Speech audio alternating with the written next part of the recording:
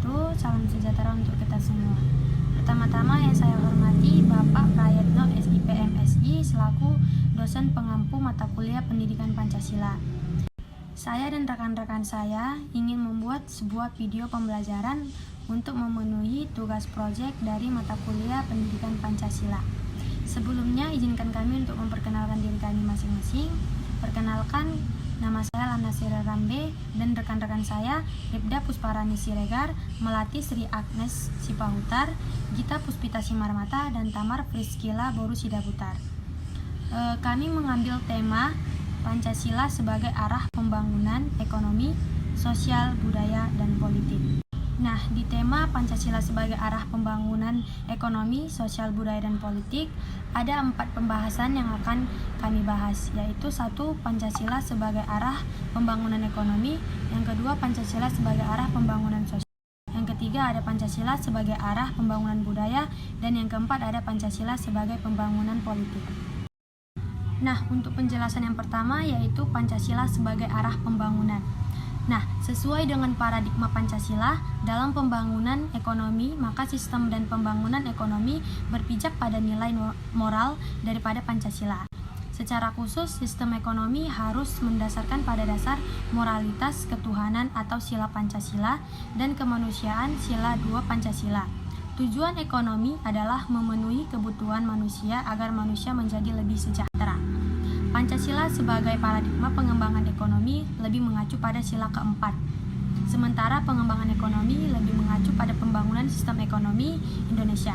Dengan demikian menunjuk pada pembangunan ekonomi kerakyatan atau pembangunan demokrasi ekonomi atau pembangunan sistem ekonomi Indonesia atau sistem ekonomi Pancasila. Baik, di sini saya akan melanjutkan materi sebagai Pancasila sebagai arah pembangunan. Dalam ekonomi kerakyatan Indonesia, pusat pemerintah atau daerah demokratik berperan sebagai memaksakan pematuhan peraturan-peraturan yang bersifat melindungi warga atau meningkatkan kepastian hukum. Dengan demikian, ekonomi kerakyatan akan mampu mengembangkan program-program konkret pemerintah daerah di era ekonomi daerah yang lebih mandiri dan lebih mampu mewujudkan keadilan dan peraturan yang ada dalam pemerintahan. Oleh sebab itu, ekonomi kerakyatan akan mampu memperdayakan daerah atau rakyatnya dalam berekonomi yang akan lebih stabil, konkret, transparan, dan partisipatif. Untuk materi selanjutnya yang akan saya jelaskan adalah pembangunan sebagai arah pembangunan sosial. Di sini kata Pancasila sebagai sistem nilai yang dapat dijadikan beberapa kerangka. Yang pertama adalah kerangka landasan, yang kedua kerangka cara, yang ketiga adalah kerangka arah atau tujuan untuk suatu negara. Dan sesuai dengan alinea keempat dalam pembukaan Undang-Undang Dasar tahun 1945 adalah mencerdaskan kehidupan bangsa, menciptakan kesejahteraan umum, melindungi pertumpahan darah Indonesia, serta melaksanakan ketertiban dunia dan perdamaian abadi. Kenapa Pancasila dapat disebut sebagai Pancasila pembangunan yang ideal? Karena Pancasila adalah memiliki nilai-nilai lingkungan sosial dan budaya bangsa Indonesia.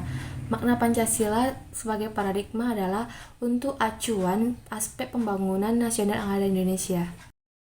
3. Pancasila sebagai arah pembangunan budaya.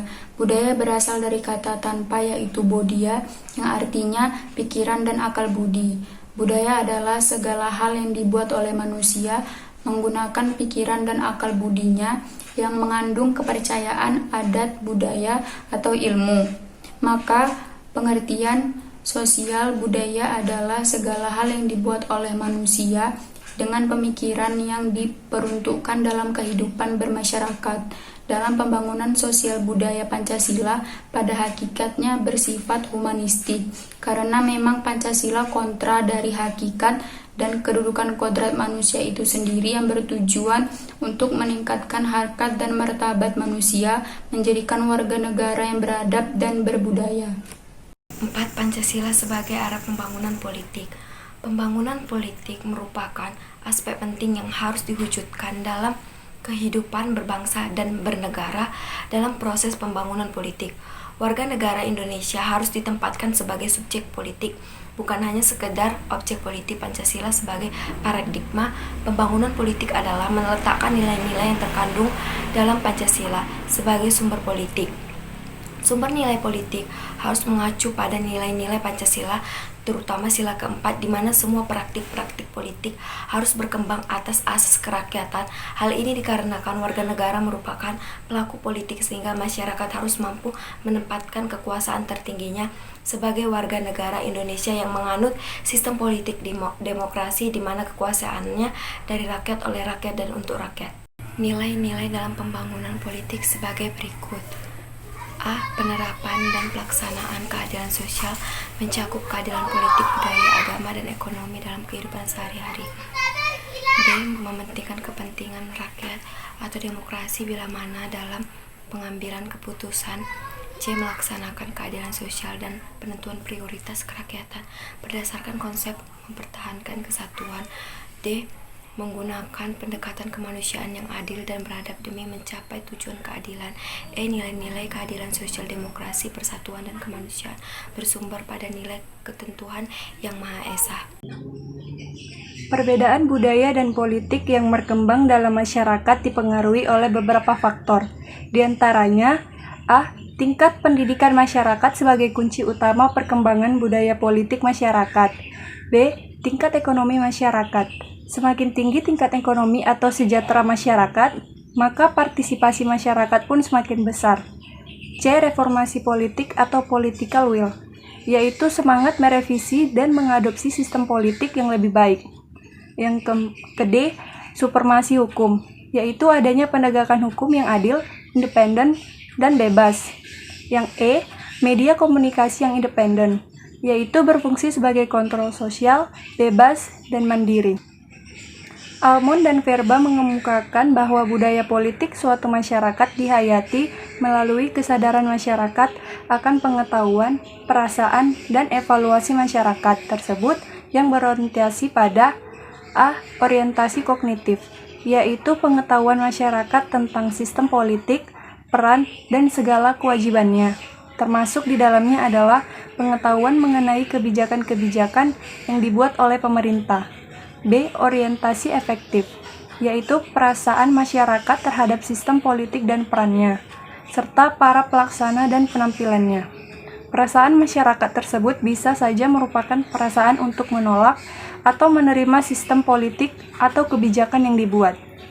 C. Orientasi evaluatif, yaitu keputusan dan pendapat masyarakat tentang objek-objek politik yang secara tipikal melibatkan nilai moral yang ada dalam masyarakat dengan kriteria informasi dan perasaan yang mereka miliki.